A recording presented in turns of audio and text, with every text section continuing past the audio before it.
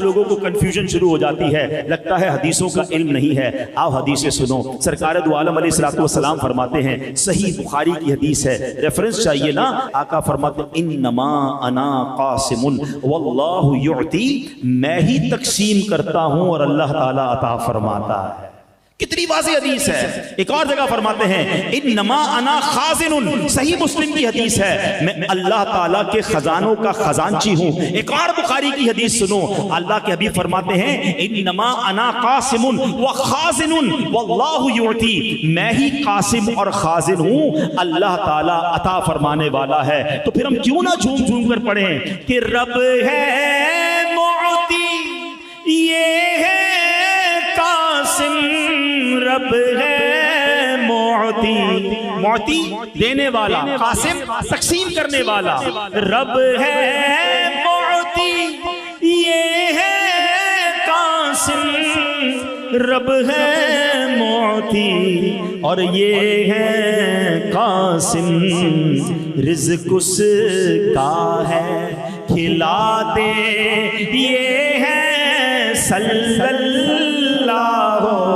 علیہ وسلم، صلی اللہ علیہ وسلم، صلی اللہ علیہ۔ حضرت ابو ہریرہ کے پاس بڑی کمال کی ایک تھیلی تھی۔ ہاں آخری حدیث سن لو پھر بیان کو اینڈ کرتے ہیں۔ واقعات میں نے کہا نا بہت سارے ہیں، مگر یہ واقعہ میں نے سوچا کم سنایا جاتا ہے، ورنہ اب تو مجھے سیدنا ابو ہریرہ کا وہ دودھ کا پیالہ بھی یاد آ رہا تھا، نبی پاک کے اور بھی بڑے معجزات یاد آ رہے تھے، مگر آج یہ واقعہ سنو۔ حضرت ابو ہریرہ رضی اللہ عنہ کہتے ہیں کہ ایک بار لڑائی کا موقع تھا، تو لشکر جو ہمارے صحابہ ساتھ تھے، کھانے کی کمی تھی، تو نبی پاک نے مجھ سے فرمایا اے ابو ہریرہ کھانے کو کچھ ہے؟ تو میں نے عرض کی حضور میرے تھیلے میں کچھ کھجوریں ہیں۔ فرمایا لے آؤ۔ میں لے کر آیا تو کہا دسترخوان لاؤ، دسترخوان لایا۔ آقا نے فرمایا تھیلا اس پہ کھول کے اونڈیل دو۔ میں نے تھیلا کھول کے اونڈیلا، کہتے وہ 21 دانے تھے، کاؤنٹ بھی کر لی انہوں نے، کھجوریں کتنی تھی؟ 21۔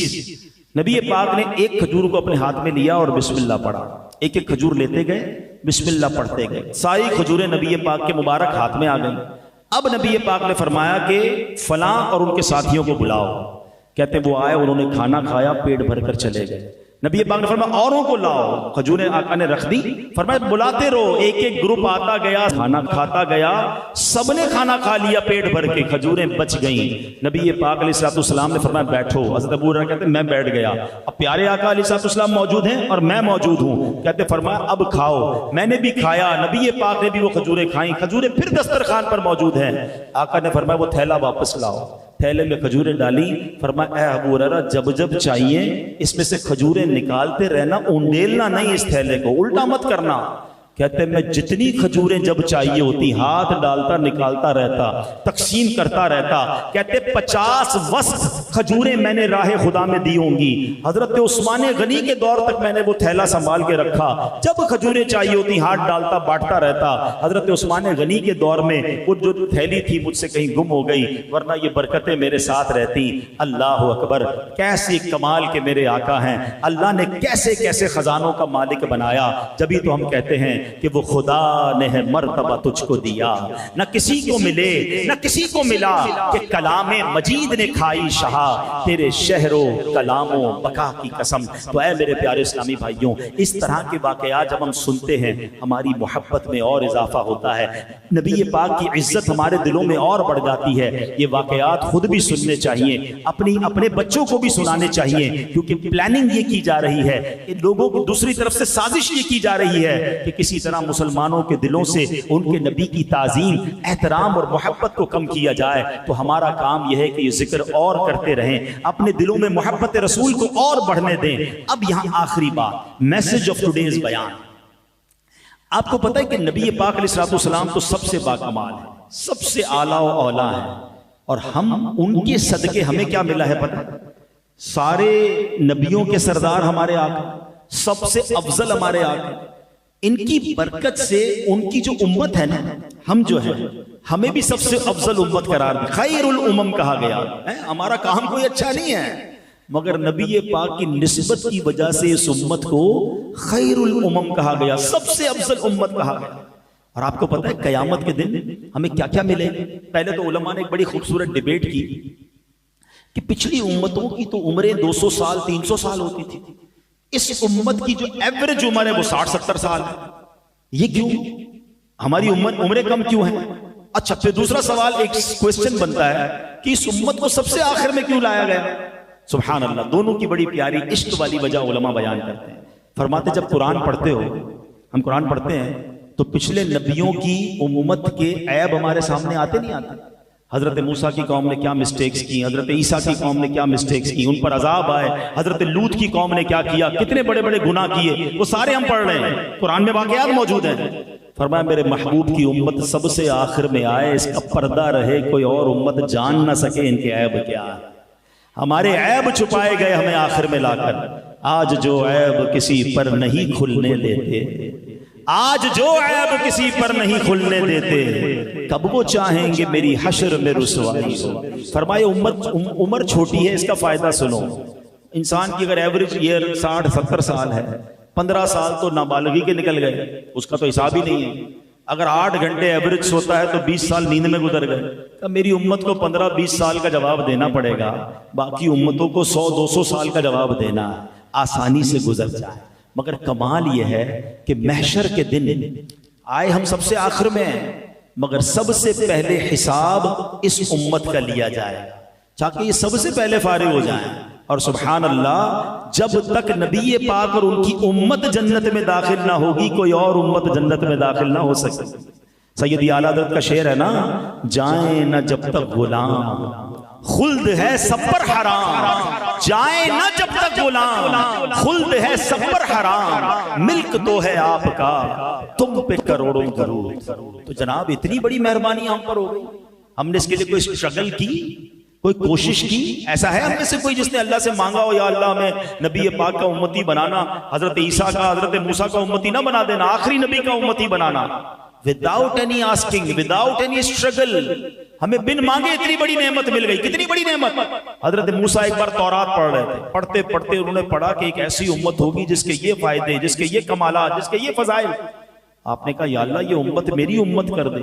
کہا اے موسیٰ یہ امت میرے آخری نبی کی امت ہے. کہا یا اللہ پھر مجھے بھی آخری نبی کا امتی بنا دے. کلیم اللہ تمنا کر رہے ہیں اس امت میں داخل ہونے کا، اور ہمیں بن مانگے بنا دیا گیا.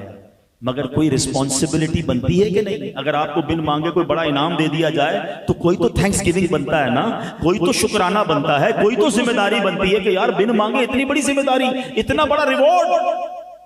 اب اے امتیوں، کم از کم یہ تو ہماری ذمہ داری بنتی ہے کہ ہم کم از کم ایسے امتی تو بن جائیں کہ مجھے دیکھ کر کوئی کہے کہ امتی ایسا ہے تو آقا کیسے ہوں گے، امتی اتنا سچا ہے تو اس کے نبی کیسے صادق ہوں گے، امتی اتنا امانت دار ہے اس کے آقا کیسے امین ہوں گے، امتی کے اخلاق اتنے اچھے ہیں تو نبی پاک کے اخلاق کیسے ہوں گے. مگر انفارچونیٹلی اس کا الٹ ہوتا جا رہا ہے. آج امت کو دیکھ کر لوگ اسلام کو برا بھلا کہہ رہے ہیں. آج ہم مسلمان آپس میں کاروبار کرنے میں ڈر رہے ہیں. آج مسلمان کے وعدوں پر یقین نہیں آ رہا ہوتا کہ یار یہ بات جو کر رہا ہے سچ کہہ رہا ہے کہ نہیں کہہ رہا، میں پیسے دوں گا ٹائم پہ ملیں گے نہیں ملیں گے. ہم اپنے ملک کی یا مسلم ملک کی پروڈکٹ خریدنے میں ڈر رہے ہوتے ہیں. ہم کہتے ہیں میڈ ان پاکستان نہیں، فلاں میڈ ان ملک کی لو یار وہ سچا بولتے ہیں. کیا یہ نبی پاک کی تعلیمات تھی؟ آپ سوچیں کہاں جا رہے ہیں. یہ تو ذمہ داری لونا یار کہ میں کم از کم امتی تو سچا بن کے بتاؤں. بن مانگے اللہ نے اتنا بڑا احسان کیا، میری خوش قسمتی میں تیرا امتی، تو کجا من کجا نات میں تو پڑھتے ہیں، مگر اس خوش قسمتی کا کوئی تو رسپانسبلٹی ہم لینا. اچھا جب ایسی باتیں ہوتی ہیں نا بیان میں، اب شیطان بھی تو اپنا کام کر رہا ہوگا نا، وہ دماغ میں یہ بات ڈلے گا یار یہ مولانا صاحب باتیں تو بڑی بڑی کر رہے ہیں، سارے ہی جھوٹ بولتے ہیں، سارے ہی ملاوٹ کرتے ہیں، سارے ہی دھوکہ دیتے ہیں، میں اکیلا کیا کروں گا. مجھے سب کی قبر میں نہیں جانا، اپنا فیصلہ خود کرے. اپنے حصے کا چراغ تو جلاؤ نا. میں قبر میں جاؤں، مجھے قبر میں اکیلے جانا ہے سب کے ساتھ جانا ہے؟ جب مجھے اکیلے جانا ہے اپنی قبر میں خود جواب دینا ہے، نبی پاک کا دیدار بھی ہوگا قبر میں، تو میں وہاں جا کر کہہ تو سکوں کہ یا رسول اللہ میں اپنے حصے کا چراغ جلا کر آیا، میں سچ بول کر آیا، میں امانت داری سے آیا. حضور میں نے آپ کے دین کی کچھ خدمت کی ہے، میں اسلام کے نام کو بلند کرنے کی کوشش کی، میں نے اسلام کے نام کو روشن کرنے کے لیے کچھ کام کیا. ایک بات تو آج نیت کر کے جانا ہے کہ یار اگر میں اسلام کا نام روشن نہیں کر سکتا کم از کم بدنام تو نہ کروں. ہونا تو یہ چاہیے کہ نبی پاک کے پرچم کو ساری دنیا میں ہم مل کر بلند کریں. وہ دن پھر آ سکتے ہیں.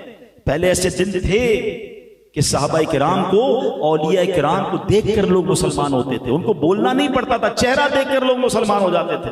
ان کے پڑوس میں رہنے آتے تھے، پڑوسی کی اخلاق دیکھ کر مسلمان ہو جاتے تھے. ان سے بزنس کرتے تھے، بزنس کرتے کرتے اسلام قبول کر لیتے تھے.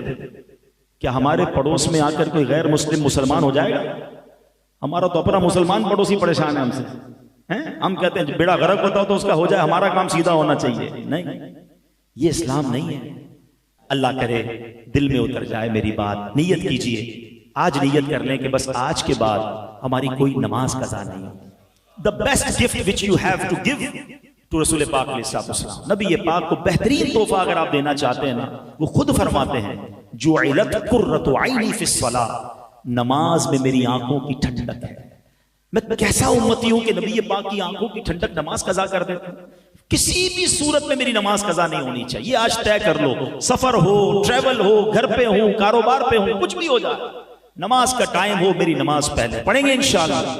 نماز کی نیت کریں، اپنی زندگی میں بدلاؤ لائیں. پھر دیکھیں وہ ہم اپنے کہتے ہیں ہم ایک قدم بڑھائیں گے نا اللہ کی طرف، اللہ کی رحمت کی طرف، وہ 10 قدم بڑھ کر رحمت ہماری طرف آئے گی. کام آسان ہوتے چلے جائیں گے. الحمدللہ ایسی پیاری باتیں دعوت اسلامی کے اس پیارے ماحول میں سکھائی جاتی ہیں. دعوت اسلامی کی اگر اسی طرح اجتماعات میں آتے رہیں گے، بیانات سنتے رہیں گے، مدنی چینل دیکھتے رہیں گے، تو عشق رسول میں اضافہ ہوگا، نبی پاک سے محبت میں اضافہ ہوگا. آمین بجاہ النبی الامین صلی اللہ علیہ وسلم.